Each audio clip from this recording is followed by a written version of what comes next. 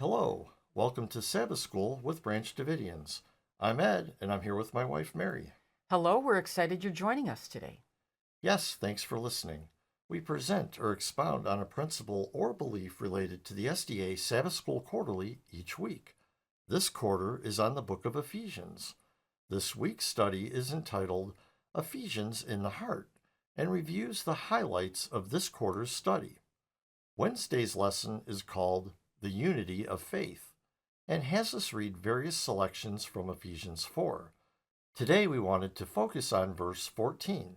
On this verse, the lesson reads, quote, Paul also told them that we should no longer be children, tossed to and fro and carried about with every wind of doctrine, by the trickery of men, in the cunning craftiness of deceitful plotting, Ephesians 4:14. Words that clearly suggest that the early church faced some internal struggles from the trickery of men. Close quote, Sabbath School Quarterly Lesson, Wednesday, September 27th, 2023. So, yes, obviously, the early church wrestled with internal struggles from the trickery of men. How about the end times remnant church? Does it face internal struggles from the trickery of men? It's doubtful any Seventh-day Adventist would say no. But the problem is that everyone thinks those in the other group are the ones being tricked, being carried about with every wind of doctrine. That being the case, how do we know for sure that we are not the ones being tricked and carried about by every wind of doctrine? Should women be able to be ordained as pastors or not? Should there be a religious vaccine exemption given by the conference or not? Is the Holy Spirit a person and a distinct member of the Godhead or not? Are we expected to overcome every sin or are we not? These are just a few of the issues blowing around the end times church. And as we already mentioned, and doubtless few would argue, everyone thinks they are on the right side of the issue. This is only natural, since if someone thought they were wrong, they'd change their position. But unfortunately, many never consider whether they might be wrong. It's one thing to believe whatever makes most sense to you based on your current information and best reasoning, but it's something else to set your stakes in the ground and to be unwilling to be persuaded or even consider that you might be wrong.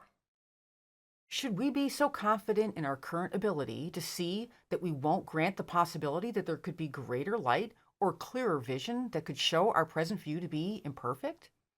I think we should all be able to honestly admit that we don't see everything clearly or perfectly. In fact, Jesus has told us that we are blind, and he has admonished us to improve our vision using his appointed means. He says this in his message to the Laodicean church. Revelation 3:17 through 18 reads, quote, Because you say, I am rich, and have gotten riches, and have need of nothing, and don't know that you are the wretched one, miserable, poor, blind, and naked. I counsel you to buy from me gold refined by fire, that you may become rich, and white garments that you may clothe yourself, and that the shame of your nakedness may not be revealed, and eye salve to anoint your eyes that you may see. Revelation 3:17 through 18. Many SDAs misunderstand this message to the Laodiceans. I have heard SDAs recite this verse ironically with a sense of security and pride, thinking that it is admonishing us just to be humble about the fact that we are wretched sinners and to admit we are poor, blind, and naked. And it is thought we don't need to do anything more about it besides be humble and admit it. But what Jesus says here doesn't just call us to admit our condition, he actually offers us the remedy. Of course, what keeps most people from accepting the remedy is not receiving his rebuke, not accepting his assessment of their condition over their own assessment of their condition. No matter how well we think we can see, no matter how much we feel like we have all the spiritual clothing and riches one could need, if we accept Jesus, we have to accept that we're wretched, miserable, poor, blind, and naked, and in great need of everything he has to give us.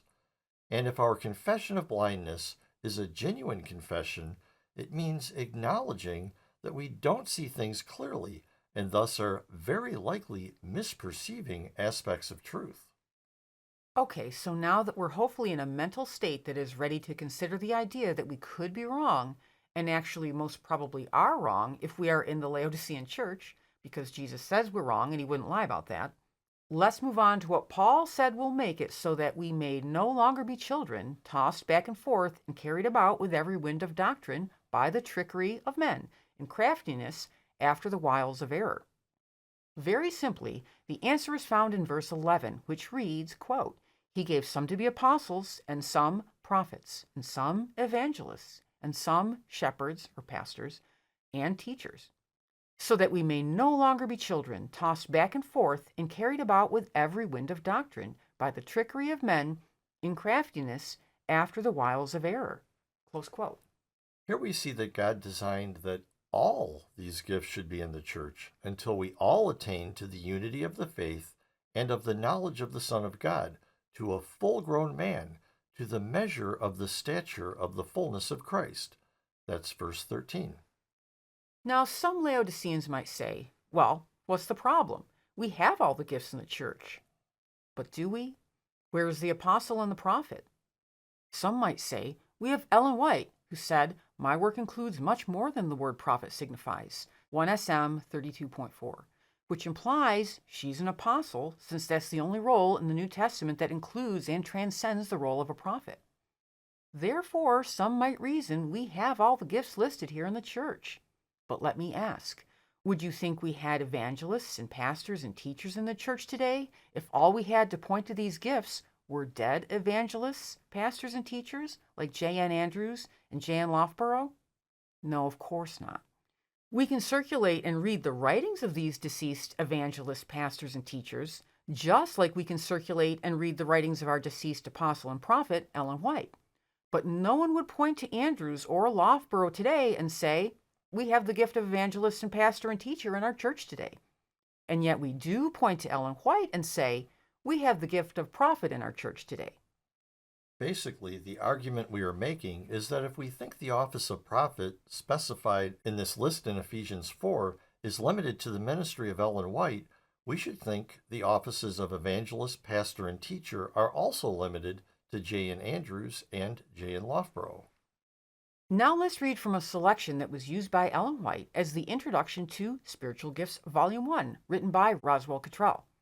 Concerning the gifts of apostle, prophet, evangelist, pastor, and teacher, he wrote, quote, "The object for which they were given was the perfecting of the saints in unity and knowledge. Now let us reason a moment upon this point. All these gifts were given for the perfecting of the saints in unity, knowledge, and spirit. Under their influence, the primitive church enjoyed for a time that unity.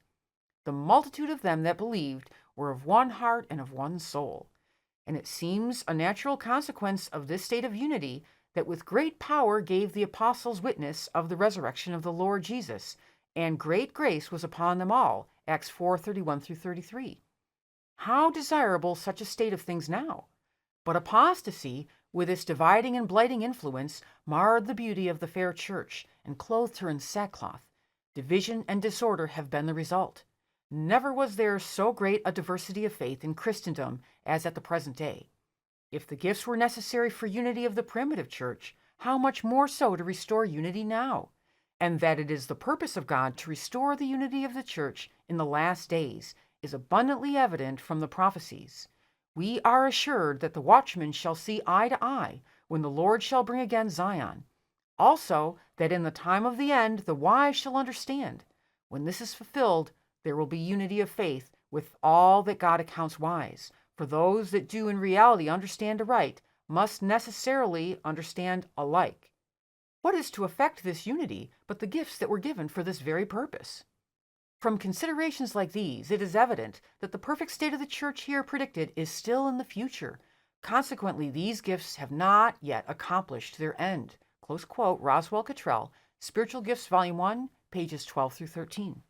I think we could rightly update Cottrell's point for today and say, never was there so great a diversity of faith in Seventh-day Adventism as at the present day. If the gifts were necessary for the unity of the primitive church, how much more so to restore unity now? As Cottrell says here in the intro to Spiritual Gifts, Volume 1, quote, all these gifts were given for the perfecting of the saints in unity, knowledge, and spirit, close quote. emphasis on the word all. See verses 12 through 13. The purpose of these gifts in the church is to bring unity among us, to perfect our knowledge, and to perfect our characters. How? Well, wouldn't it be nice to have God use a living spokesperson to either give us or lead us to the evidence we need to definitively know the answers to the questions on doctrine and morality we all have today? It's not like Ellen White or any other prophet ever was given all the light that could possibly be given to God's people. This does not take away the importance of her writings, or of any of the past prophets' writings for that matter. It is just that it is still the case that it is present truth that the flock needs now. Early Writings 63.1. The operative words for our point here are present and now. God's flock today still needs to keep pace with the advancing truth, the advancing light. You can see if the Laodicean is inclined to say, "Oh, we have all the truth. We don't need more light from you." Then they are in danger of staying wretched, etc. Truth is always advancing whether we keep pace with it or not. Ellen wrote, "We must not think, well, we have all the truth, we understand the main pillars of our faith, and we may rest on this knowledge. The truth is an advancing truth, and we must walk in the increasing light." That's from Counsels to Writers and Editors, page 33, paragraph 2. Alignment with the truth is what brings unity, knowledge, and perfection of character. The Spirit of truth is the one who guides us into all truth. The only possible reason we would need a guide into anything is if we are not qualified to lead ourselves into it. This is why we need all the gifts of the Spirit active in the church today through a living apostle, a living prophet, living evangelists, pastors, and teachers, until we all attain to the unity of the faith and the measure of the stature of the fullness of Christ. Thank you for staying with us till the end. We invite you to visit our website, www.bdsda.com, to learn more about who we are and, just as important, who we are not. Please join us each week as we will continue to offer new and interesting insights for your Sabbath School studies.